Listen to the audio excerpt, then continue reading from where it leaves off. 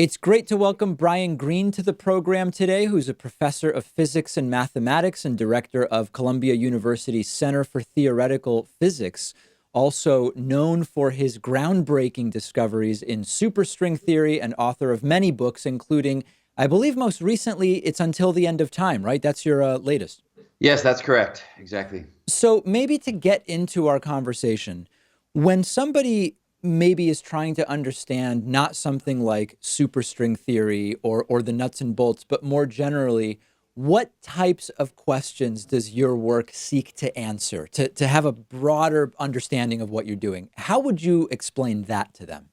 Well, certainly in the newest book that you just made reference to, Until the End of Time, the goal is to give the curious person a sense of how they fit within the cosmic whole. I mean, the journey that I take in that book is from the very beginning of time, walking through the sequence of steps that yield life and conscious beings, and on to the very far future. And within that cosmic unfolding, my goal is to give the person a sense of where they came from, the environment that they're in now, where it came from, and where things are going, with ultimately a new perspective on why things matter. Does the day-to-day of sort of like thinking of superstring theory, for example, when you're working on something like superstring theory, does it feel like it's connected directly to answering those questions, or does it feel like it starts to get removed and sort of operate in a more theoretical space? Well, we like to use the big questions as motivation. We deeply want to know the full story of creation, the full story of how the universe began. We'd love to understand the deep nature of space and time. These kinds of questions are why many of us, certainly for me it's the case, went into the field in the first place. But your question is a good one, because when you're in the midst of doing the research, it's like any other subject. The detail, the daily grind, if you will, can often be fairly disconnected from the big overarching goals. So, I have students that come to me and they want to work in physics, and all they have in mind are the big, huge questions. And when I describe to them, hey, to make progress toward those questions, you got to do mathematical calculations, you got to do experiments, you got to write computer programs, you got to do simulations. For many of them, that's a bit of a shock, but that's the way you make progress in the day-to-day sense. How would you sort of ballpark the progress that has been made, like over the last 10, 50, and 200 years on answering some of these questions? In other words, there's camps that say we're never really going to know the origins because we can't really go back in a way that would give us those answers. There's others who say maybe we will, but like aside from the end point that we may or may not get to, what's been the progress that has been made? Well, it's been utterly stunning, right? If you go to the furthest extent of the timeline that you mentioned, go back 200 years to say the early 1800s, we were just beginning to gain an understanding of some of the most rudimentary forces at work in the universe, how electricity and magnetism work. The early experiments were just taking place, experiments on the nature of light. These were vital developments, but when you compare them with what we understand today, the insights that have come from special relativity, Einstein, general relativity, again, Einstein, quantum mechanics, and on through the developments in unification that have swept through the 20th century and into the 21st. I mean, right now we can do mathematical calculations that tell us what the universe was like a fraction of a second after the beginning. And then we can use those mathematical insights to make predictions for what those conditions way back then should yield for our observations today. And many of those predictions are borne out to fantastic accuracy by powerful equipment that we launch into space, that takes the temperature of the night sky, that looks deep into the heart of black holes. So it is stunning how far we've come in the last 200 years. What do you think has been the effect of that on sort of the human psyche as we exist in the world? And the reason I ask, I mean, we also, it's hard to separate that from technological advance, medical science changing so drastically, travel, like it's difficult because those things have also changed so much. But what's your sense of how our understanding and day-to-day lives are different based on what we now know that we didn't 200 years ago? Well, I don't think you can give a uniform blanket answer for all human minds. There are some of us who are deeply interested in these ideas, even if we're not doing research on the topic, and have allowed the insights of modern science to affect our outlook on the world and given us the laudable perspective that there are true qualities of reality that research, both experimental and theoretical equipment, together with, say, mathematical insights, can reveal. There are others, though, who enjoy the fruits of those undertakings, as you mentioned, the technology that has emerged from the deeper understanding, but have not taken in that mindset. And it's really unfortunate, especially in the situations that we find ourselves in today, when there are some who feel that reality ultimately is a matter of opinion. It's not a matter of opinion. I'm not trying to downgrade the value of opinions on certain issues, but in terms of true qualities of reality here on planet Earth and in the wider cosmos, there is such a thing as right and wrong. There is such a thing as fact and fiction. There is such a thing as expertise that can yield insights that can determine the correct course of action on vital issues. And not everyone has taken in this basic quality of scientific advancement over the past 200-300 years. Right. Well, so I mean, now we have the phrase alternative facts is an interesting one that has surfaced, and these ideas of, if I don't like your conclusion, I can just kind of reject the premises that you use to build that up. Do you think that that's been more acutely weaponized recently in society?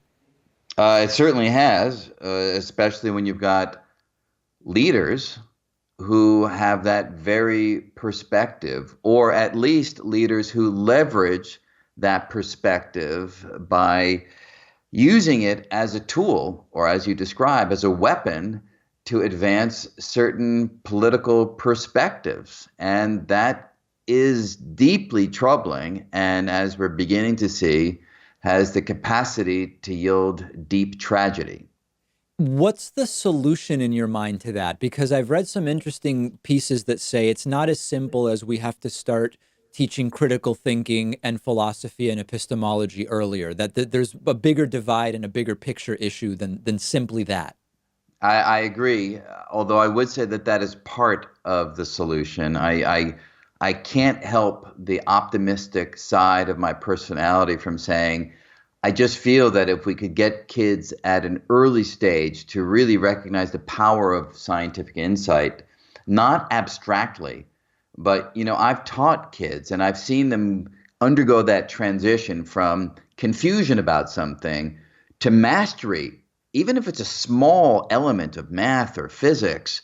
And that move from confusion to clarity can be life-changing because your way of thinking about the world and your recognition of your power to understand the world can radically change. But I agree that's it's not the full solution, because we find ourselves in an era when many people, and by many, I don't exactly know the number that I'm talking about, so don't hold me to sort of details of numbers here, but there is a segment of the population that makes decisions not based on thinking through policy, but rather who else is supporting that policy. It's the group think. It's whether or not you want to be in that group or the other group, as opposed to a rational evaluation of policy and perspective. And that kind of identity politics needs to shift, because that is not the appropriate, useful way to set policy. Yeah, I'm curious what you would think about the motivations of. So let's just to give an example, the Tea Party in 2010, right? This was a movement that succeeded to the extent that it did because of individuals voting for people who were pushing policies that were not going to be good for them as individuals, but like Jonathan Haidt, for example, argues, they were policies that they identified as good for the group in which they were members, or membership maybe is a bit of a too formal a term for it. Is Yeah. that kind of individual versus group thinking a factor in what you're describing here? It's huge. It's exactly what I'm describing. If you were to, and Jonathan probably did because he is a great social scientist and goes out and gets the data. So I imagine that they've collected data. If you interview the very people who are supporting a given policy and ask them why they are supporting it, some will have thought it through, no doubt, but many will not have thought it through because that's not the way that the decision is made. Rather, the decision is made in the manner that you describe. Do you want to be identified as being part of that group of people who, for whatever reason, you feel more of a kinship with? Or do you want to break ranks with the group that you feel that kinship with in order to follow a policy that is not widely accepted by the initial group? And unfortunately, that kind of perspective and that kind of decision making is prevalent. And it's not the kind of decision making that ultimately is good for the world. So to zoom out from this a tiny bit, I have this idea that maybe is very naive, and I'm curious what you think about it, which is if we were to make contact with alien intelligence and find out it's real, if we were to figure out some of the big answers that people in your field are looking for about our place in the universe, et cetera, I have this idea that issues like gay marriage and debt and deficit and stuff like this would evaporate because everybody would immediately have this awakening as a result of this new information that we have. Is that incredibly naive? Would we just kind of adjust and keep having the same disagreements we're having? Well, I think the answer depends a lot on the details, right? It's certainly the case that having a common enemy is a powerful force of unification, fortunately and unfortunately at the same time.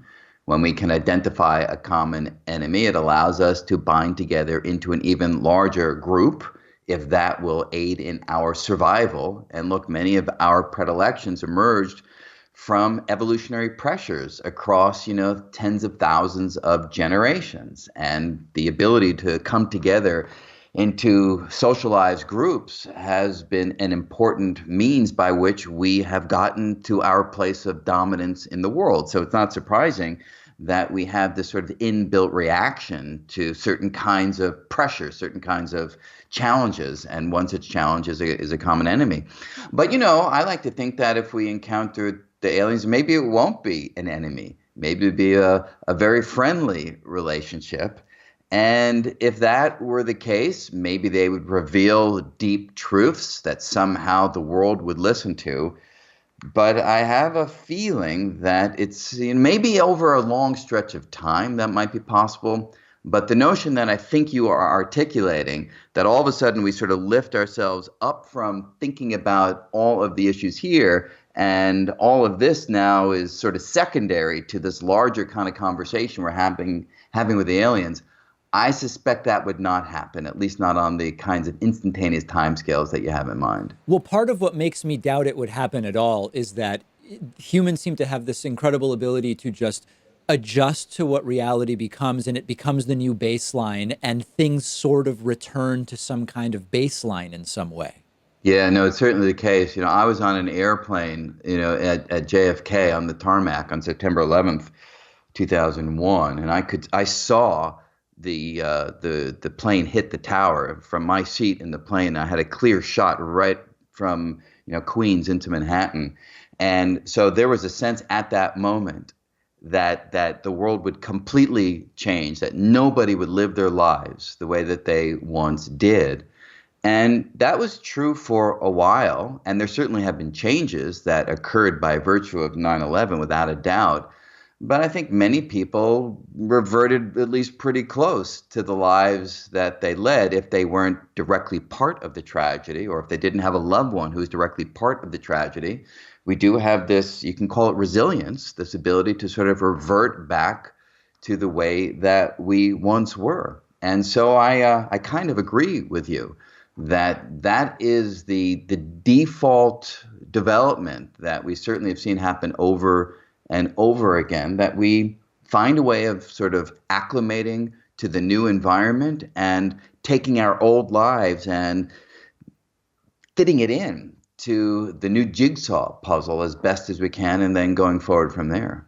When it comes to the debate that's now being had about if and when we go to Mars, and does Homo sapiens need to become an interplanetary species to survive, on some very technical or basic level, that will eventually be true in the sense that at some point the sun will engulf the Earth and Earth will no Yep. longer be a place that humans can live. For the practical questions that are being asked now about do we go back to the moon first and then look at Mars? What is it that we do next? Does that time scale even remotely matter, or is climate change or something else a factor that much sooner is going to kind of point us in one direction or another? Well, the kinds of timescales that will make the Earth uninhabitable, such as you describe, the sun swelling and engulfing the inner planets, it may actually engulf planet Earth in 5 billion years. Those timescales are so long, billions of years, as I just mentioned, compared to the timescales of everyday life, that I don't think they have any real relevance for policy or planning that we might do at the moment.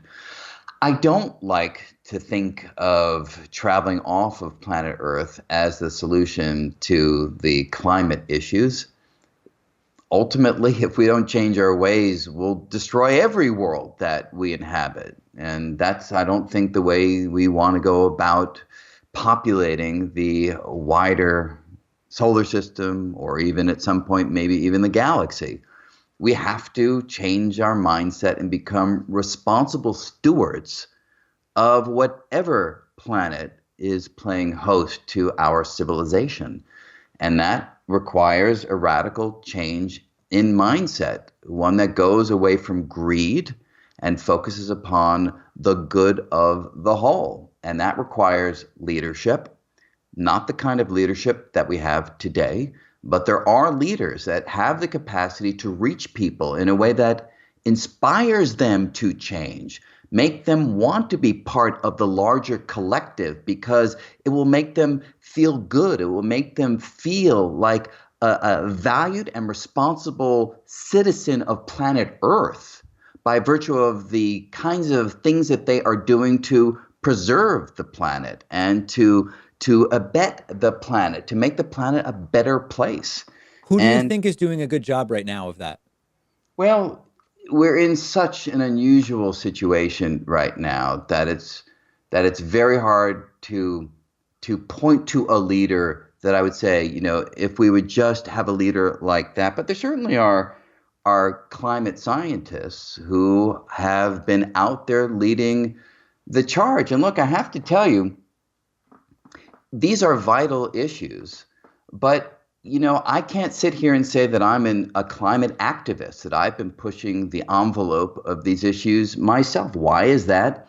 We all have grown up into a world and developed different kinds of interests and expertise, and it's very hard to shift away from that, right? My footprint is in mathematics and in physics and in communicating those ideas to a wider audience. And those things are important too. So it's trying to find a way that everyone is so deeply invested in the cause and can contribute in a way that's somehow iconic to their particular ability to contribute. And I don't think we've really found the means of bringing out the best of everyone for these vital overarching issues. So I don't want to only say that it's got to be sort of an individual leader, but I think leaders can have the capacity to inspire at every level, all the way down to the individual citizen.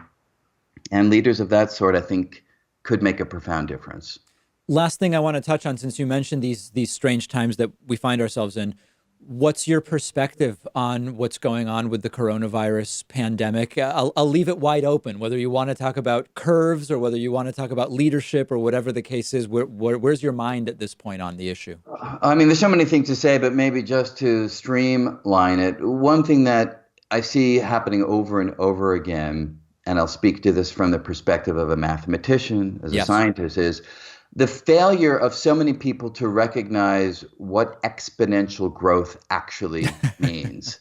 And obviously what I mean by that is the point of exponential growth is that the curve of growth starts out so slow that at first you just don't think there's any issue at all. But then the curve slams into you with such velocity and such power that if you react to it hitting you, then it's just too late.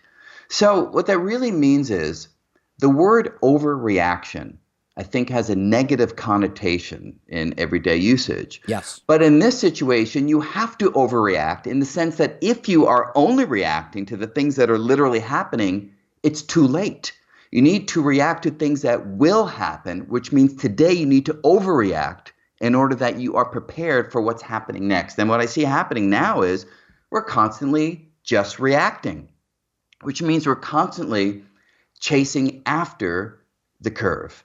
And Right. And it that seems that is, applies to everything from saying, hey, Mississippi only has 100 cases. Whoa, now there's 1,000 to we don't really need this many ventilators right now. And then all of a sudden we do. yeah. And to just to bring it down to sort of a concrete individual level, I was on a book tour, for this latest book. And I wanted to cancel various engagements. So I'd speak to the organizers and they'd say, there's no issue. Very few people in our community are affected by this. Come, it'll be fine. I'd be like, no, you don't get it. The point is, when things are fine, that's when you need to act strongly so that it stays fine. Nobody could get this idea. We've been speaking with Brian Greene, professor of physics and mathematics, also directs Columbia University Center for Theoretical Physics. We're linking to a number of his many great books. Brian, I so appreciate your time today. Thank you. I enjoyed it.